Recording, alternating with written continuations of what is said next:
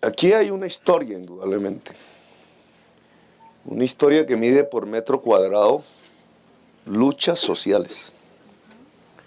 En este ámbito tan apacible, en estos pastizales, se desarrolla literalmente la lucha por el poder, diría yo, en la ciudad de Bogotá.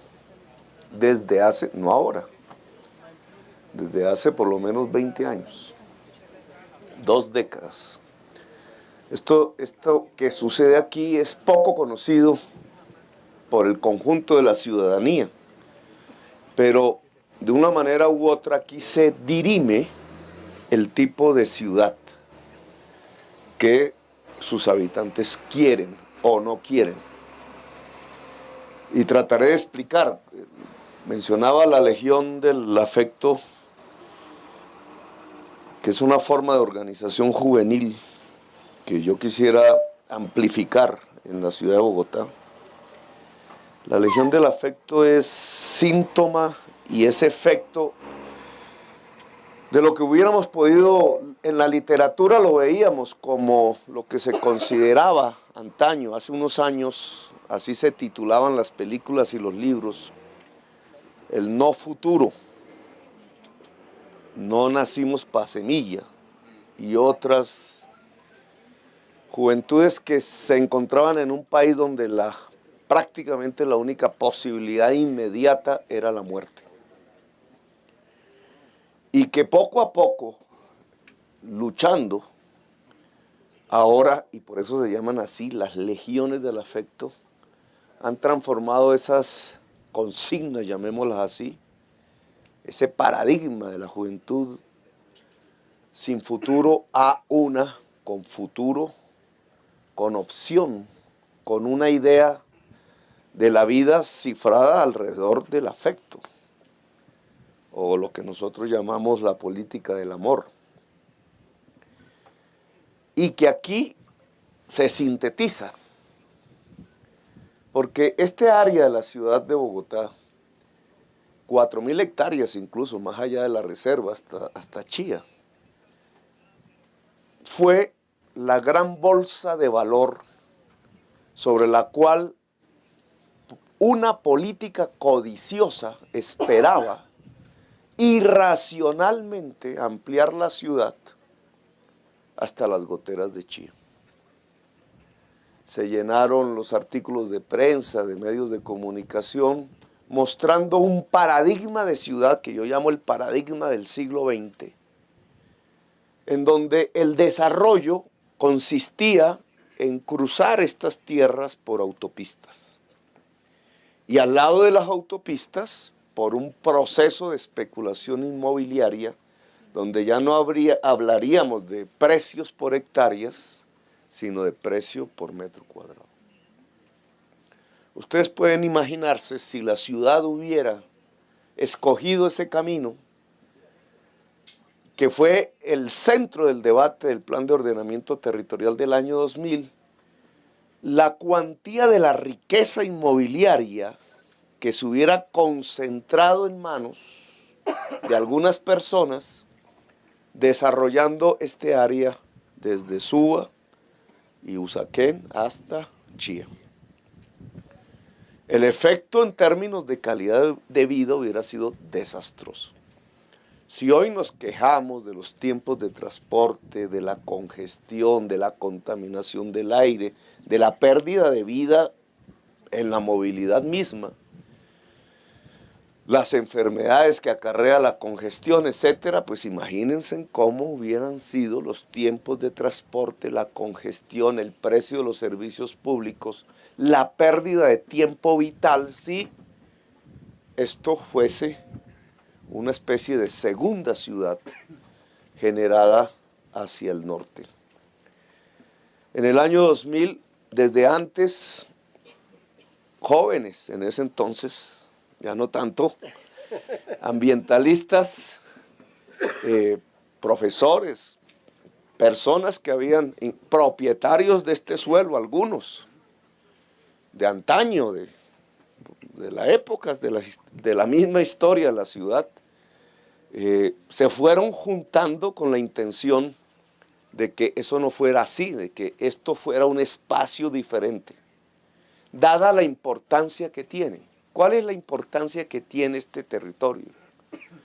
Allá tienen un humedal, la Conejera, allá hay otro, Torca, hay otro pequeño, ¿cómo es la? Allá están los cerros orientales y por tanto la conexión hacia Chingaza, los páramos, la caída a los llanos orientales y aquí el río. ¿Y el conejito? El conejito es el que es el que queremos hacer reaparecer. Y el río Bogotá. Antaño, desde los páramos hasta el río, había una continuidad vegetal, de especies animales, etcétera. Así lo cuidaron los habitantes de este territorio antes de los españoles, incluso un poco después. Eso significaba una vida, la vida de la sabana de Bogotá. Aquí todavía existe una especie que son los venados de cola blanca. Algunos quedan por ahí guardados por un propietario de la zona. Aquí deambulaban. La cantidad en la segunda potencia mundial de la biodiversidad, que es Colombia, aquí estaba la construcción para este tipo de geografía de la biodiversidad. Sin embargo, creció la ciudad, millones de habitantes, ¿y qué pasa con la biodiversidad? Pues en el año 2000, cuando se intentó urbanizar y depredar este territorio bajo una línea de política de codicia que tiene intereses políticos y económicos muy importantes en la ciudad de Bogotá, nosotros nos opusimos. Y la CARDES entonces dio la primera batalla, porque aquí no se urbanizara, por el valor que tenía este territorio. Nosotros desde el Congreso ayudamos. En el choque entre la alcaldía del entonces y la CAR, por norma, terminó la decisión en el gobierno nacional de Pastrana. Y el ministro del Medio Ambiente, Juan Meir, creó lo que se llamó el panel de expertos para dirimir la disputa y determinar qué hacíamos con este territorio.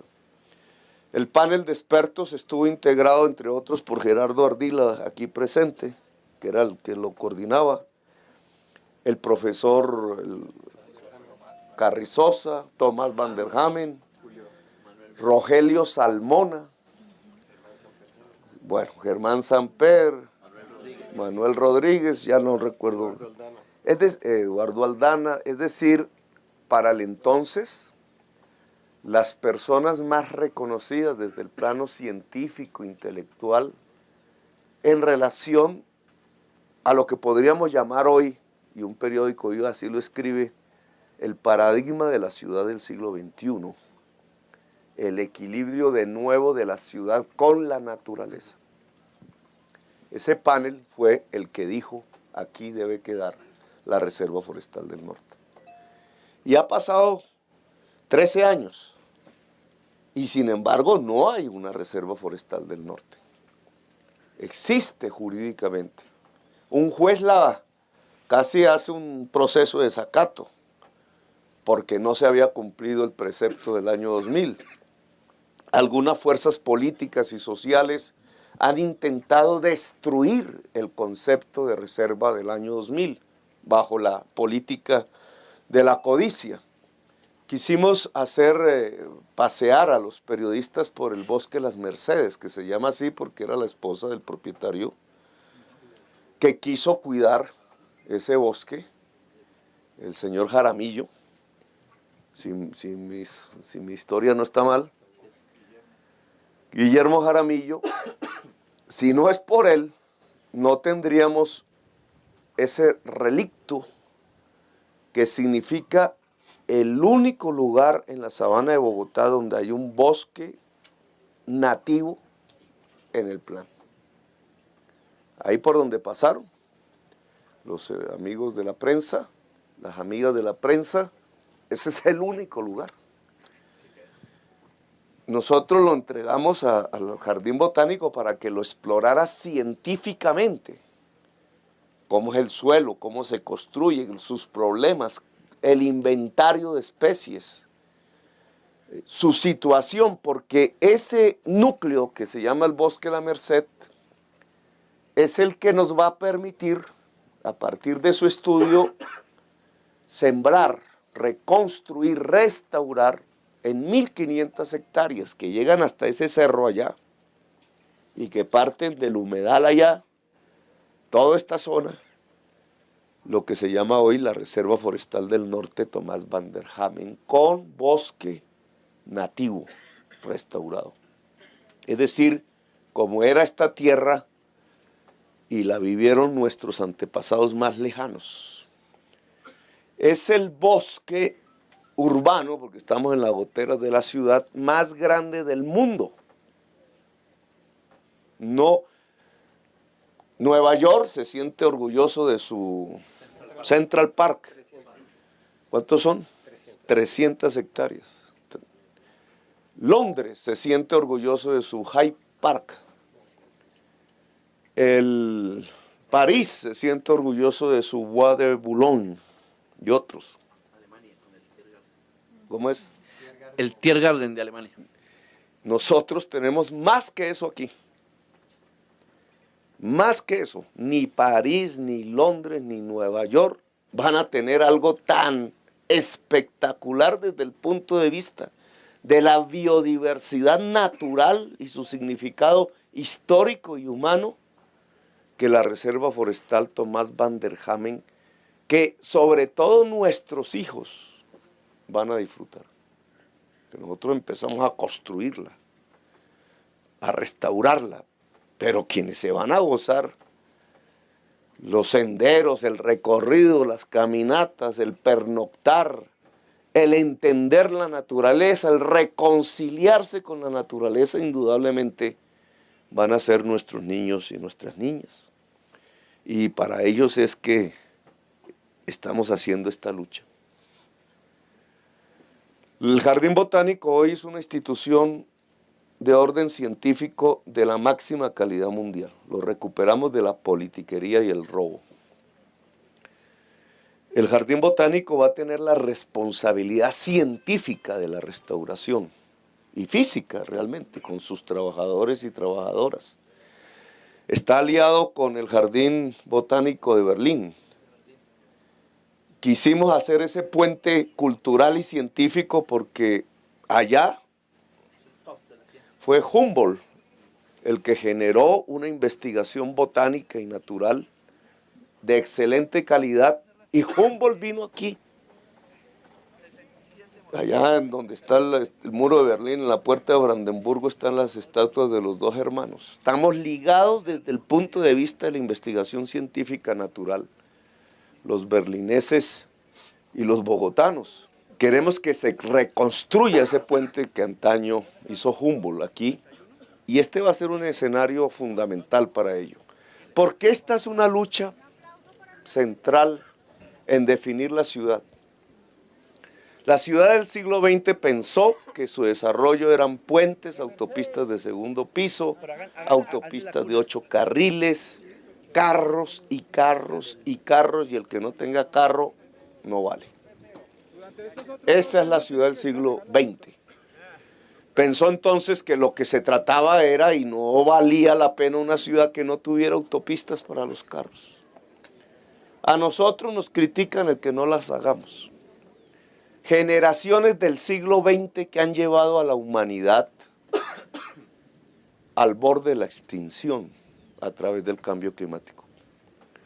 El paradigma de la ciudad del siglo XXI es otro, y nosotros nos enorgullecemos por aplicarlo en la ciudad de Bogotá. Somos vanguardia. No estamos en las generaciones del anacronismo, ni político, ni científico, ni social.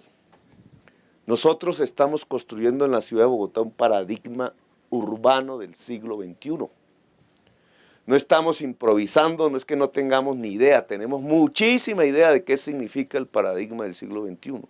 Y sabemos que ataca el corazón de las políticas cimentadas en la codicia. La ciudad del siglo XXI es una ciudad de la bicicleta, del peatón, del espacio público, de la democracia, de la equidad, del saber científico y cultural. La ciudad del siglo XXI no se mide por metros cuadrados de asfalto, se mide por metros cuadrados de verde. La ciudad del siglo XXI mide la calidad del aire. La ciudad del siglo XXI introduce la biodiversidad natural dentro de la ciudad. La ciudad del siglo XXI es democrática y equitativa, no segregada. No es una ciudad donde los ricos viven en un lado y los pobres viven en otro lado. Eso no sirve. Y el que quiera construir una ciudad así, simplemente tiene que devolverse 2 siglos en la historia porque el siglo XXI no lo permite. Sabemos que al aplicar un paradigma del siglo XXI en la ciudad de Bogotá, nos enfrentan los intereses creados que se han generado alrededor del anacronismo de la ciudad del siglo XX. Y por eso nos intentan derribar. Por eso toda esa insidia política casi que violenta contra la Bogotá humana. No es porque sí, no es porque Petro es feo o porque no es simpático. No, es porque hay 2 paradigmas urbanos en la ciudad enfrentados. Uno, el de la política de la codicia, el de pensar que el desarrollo se mide por valorización por metro cuadrado y cemento. Y otro que se mide en términos de construcción humana de una ciudad. Son 2 paradigmas completamente diferentes. Nosotros tenemos una ventaja. Los vientos de la historia están con nosotros. No es posible sobrevivir y construir una sociedad y ciudad en el siglo XXI sin los parámetros de equidad social, de respeto a la naturaleza, de adaptación y mitigación al cambio climático y de fortalecimiento del poder público. No lo decimos solamente nosotros, lo están diciendo en las más grandes ciudades del mundo. Los que respaldan el paradigma del siglo XX están equivocados en ese sentido y nos llevan a una sin salida que nosotros no queremos permitir que suceda, porque entonces la ciudad de Bogotá no tendría, ahí sí, futuro. Y las generaciones de jóvenes volverían a llamarse generaciones del no futuro. Y nuestras legiones del afecto desaparecerían. Y volveríamos a la violencia que teníamos en el año 1993 y volveríamos a la más absurda segregación social que casi que condenó a la ciudad de Bogotá en el siglo XX al gueto social. Ese no es el camino que nosotros queremos. Aquí cuando estamos sembrando el árbol, hay millones de jóvenes que aplauden. Y habría algunas personas que quisieran dispararnos por sembrar ese árbol. Porque sembrar ese árbol no es simplemente sembrar un árbol, o como decía Olmedo, un arbolito. No. Sembrar un árbol ahí indica que un proceso codicioso, depredador, no va, y que un proceso de sostenibilidad de la vida en 1.500 hectáreas de la ciudad de Bogotá sí va. Y eso es el centro de la disputa del poder y de la lucha política en la ciudad de Bogotá. Millones de jóvenes nos aplauden por sembrar ese árbol porque saben casi instintivamente que eso es la vida. Pero también nos quisieran disparar, eliminar violentamente por sembrar ese árbol, por lo que significa. Y entonces es importante que sepamos a qué atenernos. Ojalá yo pueda vivir dentro de 20 años Y ojalá que con mis nietos dentro de 20 años y los nietos de ustedes y los nietos de todos los aquí presentes, podamos volver aquí un día, canosos o sin pelo. Seguro eso. Podamos volver aquí y ver qué hay. Si fracasamos, edificios y una congestión terrible de carros. Si triunfamos, el más hermoso bosque urbano del mundo, por cual vale la pena luchar. Pues esperemos que dentro de 20 años, cuando traigamos nuestros nietos, Gerardo, lo que tengamos aquí sea el bosque urbano más hermoso del mundo. Gracias.